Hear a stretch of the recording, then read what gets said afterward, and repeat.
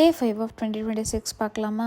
இந்த வருஷத்தோட first Monday இது. வழக்கமாக மண்டேனாலே கொஞ்சம் காண்டாக தான் இருக்கும். ஆனால் இந்த வருஷம் ஸ்டார்ட் ஆனதுலேருந்து என்னமோ புது நோட்டோ புது புக்கையோ பார்க்குறப்போ அதிலேருந்து வர ஸ்மெல்லை பார்க்குறப்போ நமக்கு ஒரு மாதிரி ஒரு லைட்டாக ஒரு ஹாப்பினஸ் இருக்கும். அந்த மாதிரி இருக்குது. இது பாசிட்டிவிட்டியா இல்லை என்னோட மைண்ட் செட் மாதிரி இருக்கா என்னன்னு எனக்கு தெரியல. போன வாரம் நியூ இயர்லேருந்து லாங் வீக்கெண்ட் ஆகிடுச்சு. அதனால் ஒர்க்ஸ் எல்லாமே நிறைய பெண்டிங் இருந்தது.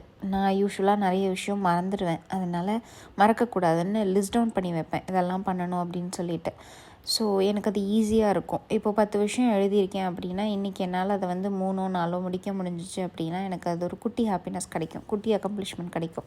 எதுவுமே பண்ணாமல் ப்ரொகாஸ்டினேட் பண்ணிகிட்டே இருந்த எனக்கு இந்த விஷயம் ரொம்ப ஹெல்ப் பண்ணுச்சு. எந்த விஷயத்தையும் மிஸ் பண்ணாமல் அதே டைம்லைனில் கம்ப்ளீட் பண்ண முடிகிற அளவுக்கு எனக்கு இது ஹெல்ப் பண்ணுச்சு. ஸோ இன்றைக்கான ஒர்க்கை முடிச்சுட்டு ஈவினிங் பெசன்ட் நகரில் இருக்க இந்த அறுபடை முருகன் கோவிலுக்கு தான் போயிருந்தேன். இந்த கோவில் எனக்கு something close to my heart. 6 படை வீடும் நீ ஒரே கோவிலில் பார்க்கலாம். ஒரு இடத்துல அழகாக அதை அமைச்சிருப்பாங்க. ரொம்ப பீஸ்ஃபுல்லாக இருக்கும். அப்படி ஈவினிங் இந்த கோவிலுக்கு போயிட்டு ரிட்டன் வந்துட்டு நல்ல சூடாக முட்டை தோசை, அந்த தோசை மாவை ஊற்றி மேலே முட்டையை ஊற்றி ஸ்ப்ரெட் பண்ணி பெப்பர் உப்பு போட்டு சாப்பிட்ற ஃபீல் இருக்கே.